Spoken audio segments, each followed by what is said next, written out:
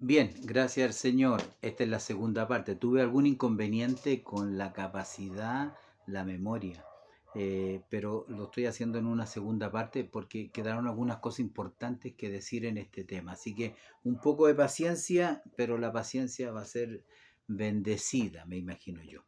Otro requisito que estábamos hablando de los requisitos para que Dios unja a un hombre, y en este caso a David, es que Dios no busca una persona pública, más bien es privada.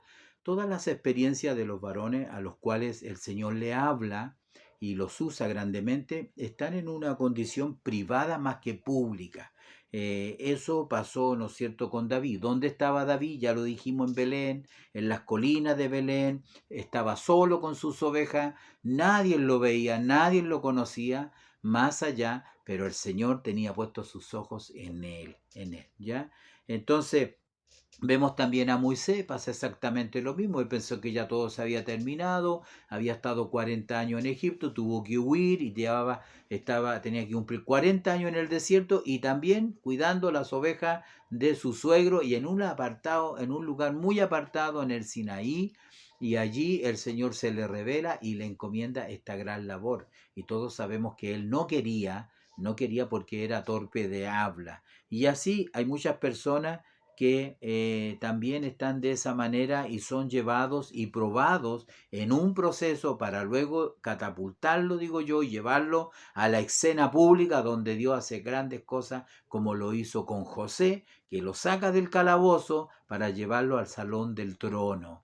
Lo hace con José, lo saca de las ovejas, lo lleva al campo de batalla, mata a Goliat y ahí recién él se hace famoso. Pero prácticamente él sale de donde, como digo en realidad, de la vida privada. La vida privada es la importante. La vida privada es la que el hombre tiene que estar lleno del Espíritu Santo. Subir al púlpito, usted va a estar, ¿cuánto? 1 hora y media, 2 horas. Eso es lo público. Pero su vida en la casa, su vida en la calle, su vida en el trabajo, su vida privada debe estar llena de esa gracia y de esa unción que el Señor pone en esas personas que el Señor finalmente va a usar. Entonces, es muy importante que Dios toma a David como su siervo, de las majadas de las ovejas, detrás de las paridas lo trae para apacentar a Jacob su pueblo, como lo dice el Salmo 78 que ya lo leímos.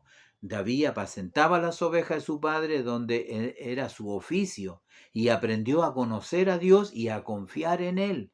Recuerde que cuando David fue traído al campo de batalla y Dios, cuando es traído, ¿no es cierto?, del campo primeramente y es ungido, dice la escritura aquí en este pasaje, y Samuel tomó el cuerno del aceite y lo ungió en medio de sus hermanos, y desde aquel día en adelante el Espíritu de Jehová vino sobre David. ¿Qué sucedió después? David se fue a sus ovejas. Ahora era un pastor ungido. Ahora era un cuidador de los rebaños con la unción de Dios. Entonces, se da cuenta, es sumamente importante que nosotros pensemos y meditemos en eso. ¿Por qué? Porque David, como dije anteriormente, fue ungido a los 16 años. Era un mancebo, un jovencito. ¿A qué edad él asumió el trono de todo Israel, sabiendo que primero fue ungido por sus hermanos primero, pero a qué edad él tomó el reino? Ya no estaba Saúl y los hombres, los ancianos de todas las tribus coincidieron que él era el hombre de Dios. Tenía prácticamente 30 años. ¿Qué pasó en esos 14 años? ¿Qué hizo David en esos 14 años? En esos 14 años él volvió a su oficio, a las ovejas, y también él fue un fugitivo. Y por largos años él se convirtió en un fugitivo porque Saúl, el rey, su suegro, lo andaba buscando para matar. Saúl ocupó mucha de su energía no peleando contra los filisteos, sino persiguiendo a David. Usted conoce la historia quizás mejor que yo, por la envidia, y lo único que quería matarlo, ¿ya? Entonces damos gracias al Señor por estos comentarios que el Señor nos entrega.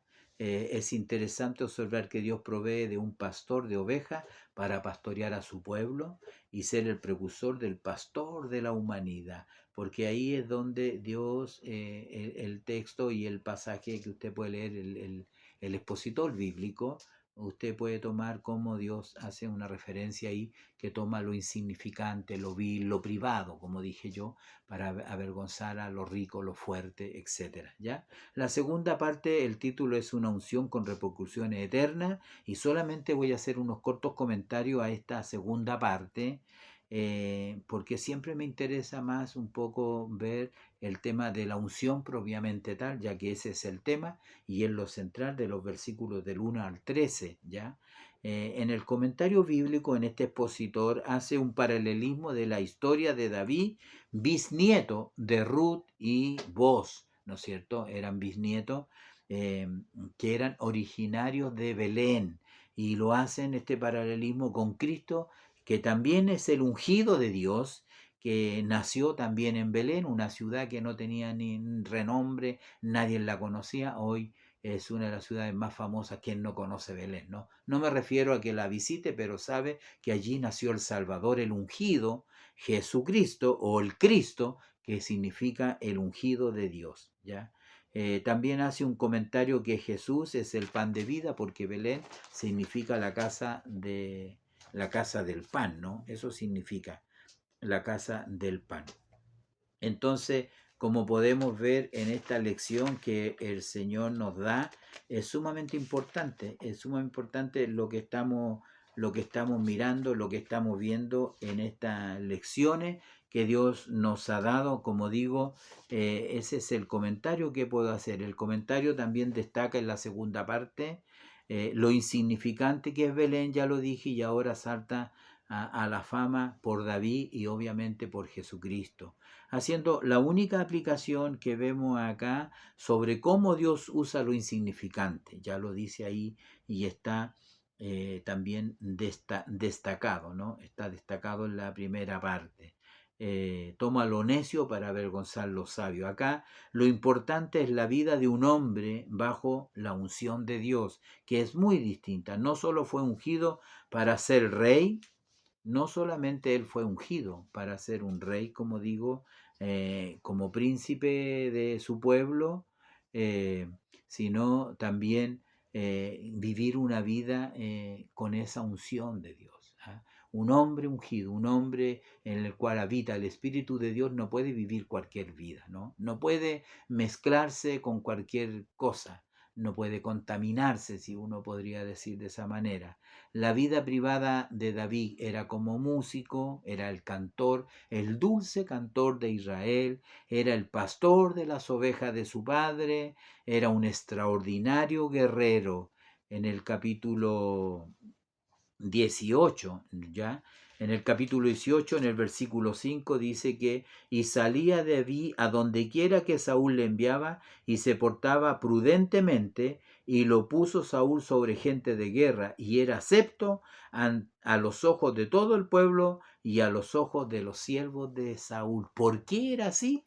Porque era un hombre conforme al corazón de Dios y porque la unción de Dios estaba en él. En otras palabras, ¿no es cierto? El Espíritu de Dios estaba en él, estaba sobre él. Entonces, como podemos ver, él se portaba prudentemente en el verso 14. En el 30 en